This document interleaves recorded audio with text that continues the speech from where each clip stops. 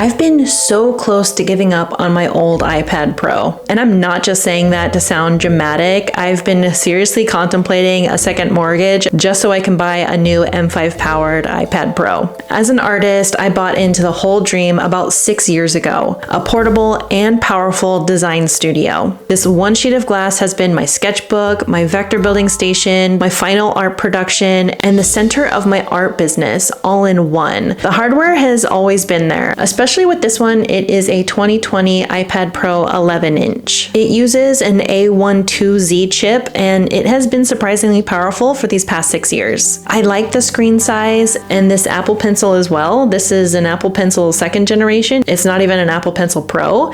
It's still really great. But every year, newer and more powerful models come out, and I just don't know when it's time to upgrade. Trying to multitask, to actually use a pro app like Affinity Designer or Procreate, and trying to use reference photos has always been clunky and kind of causing problems while making video tutorials as well. And while in Affinity Designer, making simple things like text boxes and trying to highlight text with an Apple Pencil is asinine. And I hate that word, but I really hate highlighting text with an Apple Pencil so much that I'm willing to call it asinine because it really is. But now with some really amazing updates, and one that I wish I knew sooner, I have completely changed my mind. These updates have turned this old device, the one I've been willing to ditch time and time again, into the design studio I've always wanted. So let's rewind for a second to where I was talking about using reference photos while using Affinity Photo or Affinity Designer,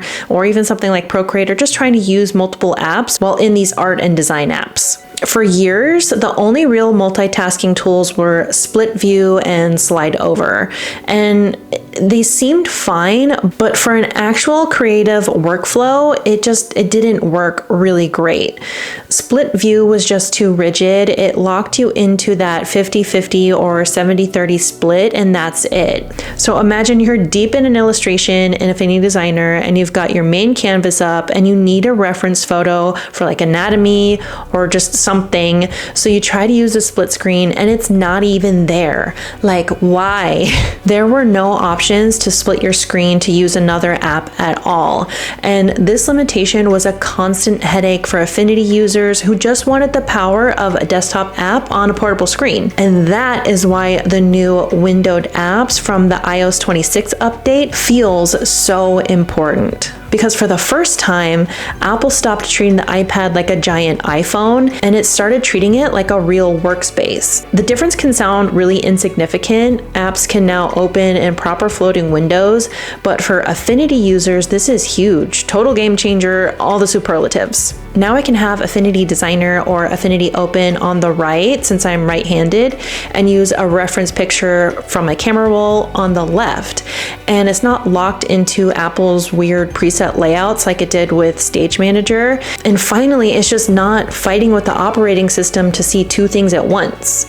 It's changed the feeling of using the iPad. Before, multitasking has felt super clunky and full of workarounds, and now it just feels fluid. I can resize apps based on what I'm doing in the moment. If I'm sketching, the canvas gets most of the screen, and if I am typing, I can pull my reference material much closer. And for artists specifically, this matters a lot. We can't all afford the top of the line or newest models just because we couldn't do these things. People get obsessed with the M series chips and spec bumps, but honestly, my 2020 iPad Pro was never struggling because it lacked raw power. It was struggling because the software just wasn't doing everything I needed it to, even though it's that moment of like, we have the technology, just let me do the thing that I want. My iPad has just been sitting there begging to do more, fully capable of doing it, but they just didn't put the code together yet. The iOS 26 update didn't magically make my iPad faster. It made it more usable, which for creative work is honestly more important, because productivity isn't just about performance, it's about friction. Just trying to make an old system work, that stuff adds up creatively, and the new windowed apps system removes a lot of those annoyances. But what truly ties this whole portable studio concept together is pairing the now now great windowed apps with a proper keyboard and mouse, like the Magic Keyboard and the Magic Mouse. This is where the iPad transforms again. It stops just being a tablet you can type on, it becomes a legitimate, versatile, multi-input computer. And I only just discovered this week that I could use my Magic Mouse and my Magic Keyboard from my iMac on my iPad through Universal Control. And this is an update that is a couple years old, and I didn't even know that I could do this. And it wasn't until I started using Affinity Photo that I realized that this was something that I really needed. The second I started dragging my cursor onto my iPad, it completely changed how I thought about the iPad. It no longer felt like a separate mobile device with a bunch of compromises. It felt like an extension of my desktop setup, but portable. So I can sketch with the Apple Pencil, refine vectors with a mouse, type with a real keyboard, and move between my Mac and iPad almost seamlessly. With a mouse, it's effortless. The combination of touch, pencil, keyboard, and mouse all working together in a flexible windowing system makes the iPad feel less like a single-purpose device and more like a creative workspace that can adapt to however you naturally want to work in the moment. And now when I'm typing something and I just need to highlight one single letter, I can actually do it without having to try and retry and try again and tap and tap and tap, and because I don't know why I can't do it. So being able to use my mouse is like, it's maintaining my sanity basically. And honestly, it's changed the way I felt about my older iPad entirely. Instead of feeling like I was using outdated hardware that was slowly being left behind with every new update and innovation,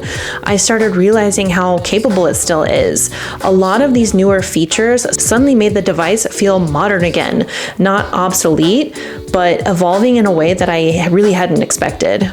And now for the first time in months, I've completely stopped thinking about upgrading.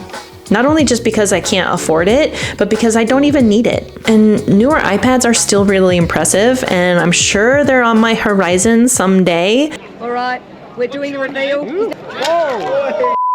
But right now, I don't need it, and I'm gonna not focus on it. But what I'm really appreciating is that it feels like the software has finally caught up to the hardware that I bought so many years ago. And it really feels like I keep waiting for this device to feel obsolete, but somehow it has started feeling more capable over time. But what's even more astounding is that with these updates that Apple keeps giving to me on my old iPad, they haven't forced my hand to buy a new device, which, I mean, it makes sense they would want me to buy a new one, right? But they just haven't.